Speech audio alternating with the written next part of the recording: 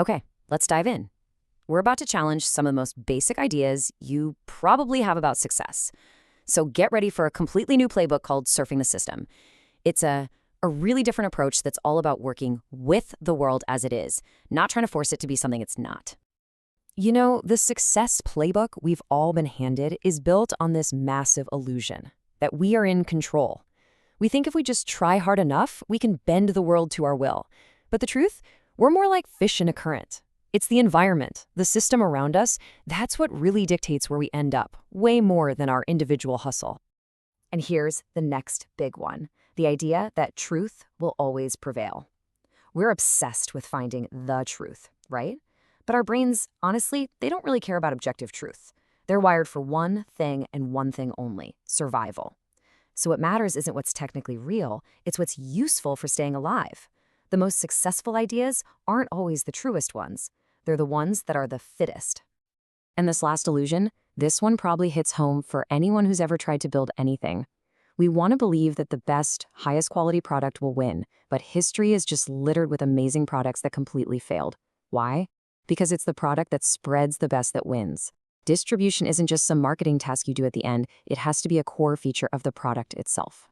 So to really get this new playbook, we have to start by understanding the hardware we're all working with, our own minds. You see, our perception isn't some crystal clear window into reality. It's much more like the desktop on your computer. You see these simple, clean icons, right? But behind them is a mind-boggling world of code and transistors and electricity. Your brain does the same thing. It hides the insane complexity of the real world and just shows you a simplified dashboard with what you need to survive. This story about a Japanese train just illustrates this perfectly. Some planners made a commuter train faster, thinking, hey, this is obviously better. But the commuters, they hated it. And why? Because they didn't actually value the speed. What they valued was that 20 minutes they had to decompress, to chat with people, to have a little ritual before their day. The objective improvement actually destroyed the perceived value, which, it turns out, is the only kind of value that really matters to people. So this all comes down to the fact that evolution doesn't reward a perfect, accurate map of reality. It rewards a useful one. Think about it. A gazelle doesn't need to see every single blade of grass in perfect detail. It just needs to see the lion hiding behind the tall grass. Fitness, or how useful a perception is what drives survival. Objective truth? Well, that's a luxury the system just doesn't prioritize. So, if we can't fully trust our perceptions and we don't really have control, what are we supposed to do? Well, this is the big shift. We stop trying to drive and we start learning how to surf. The old model, the one we're all taught, is driving. We grip the steering wheel, we set a rigid plan, and we try to force our way to the destination. But life isn't a neat, predictable highway, is it? It's a chaotic, unpredictable ocean. So the new model is surfing. You don't control the waves, that's impossible. Instead, you learn to balance, to adapt, to find the flow. You trade that constant, grinding anxiety of trying to control everything for a genuine curiosity about what's coming next. And this mental shift is, frankly, life-changing.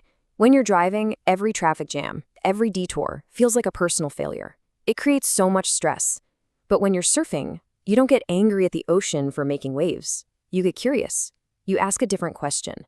Not, how do I control this? But, okay, how can I ride this wave? Where is it trying to take me? It's a total liberation from that heavy burden of needing to be in charge of everything. Okay, so we're surfers now. Great. What are the new rules of the game? Well, it all comes down to thinking in systems.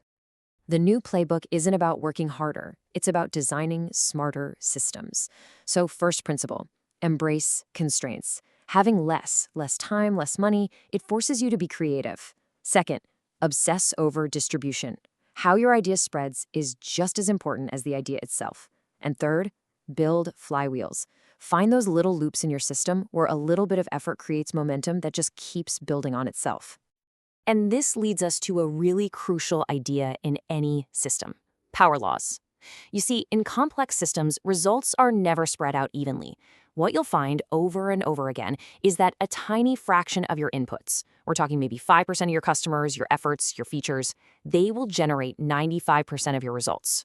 So the goal isn't just to do more stuff, it's to find that critical 5% and pour all your energy there. So, after we strip away all these illusions about control and truth and quality, what's the actual point of all this? What should our real goal be? We are trained from birth to chase things like money, promotions, fancy titles, big exits. But what if all of that is just noise? What if those are just icons on the dashboard, not the real thing? When we look at the system through a truly human lens, a much clearer, much more meaningful metric starts to appear. The only real measure of success is reducing suffering. And it scales beautifully. First, you start with yourself. You engineer the anxiety and distraction out of your own life. Then you expand to your team, removing the toxic politics and the wasted energy. From there, you can start to design systems that make society healthier and fairer, until you eventually recognize our deep connection to all living things. And look, this is not just some abstract theory. Take a company like Bridge Health Hub. They looked at a broken healthcare system where clinics were actually punished financially for helping the uninsured. Now, instead of trying to fight that powerful current head on, they learned to surf it. They redesigned the entire incentive model so that serving more patients actually became profitable. They literally engineered the suffering right out of the system's logic. So, what it all comes down to is this. Your role as a leader isn't to be a driver desperately clinging to the wheel, trying to control everything. It's to be a steward of energy, of focus, and of the well-being of your team and your system.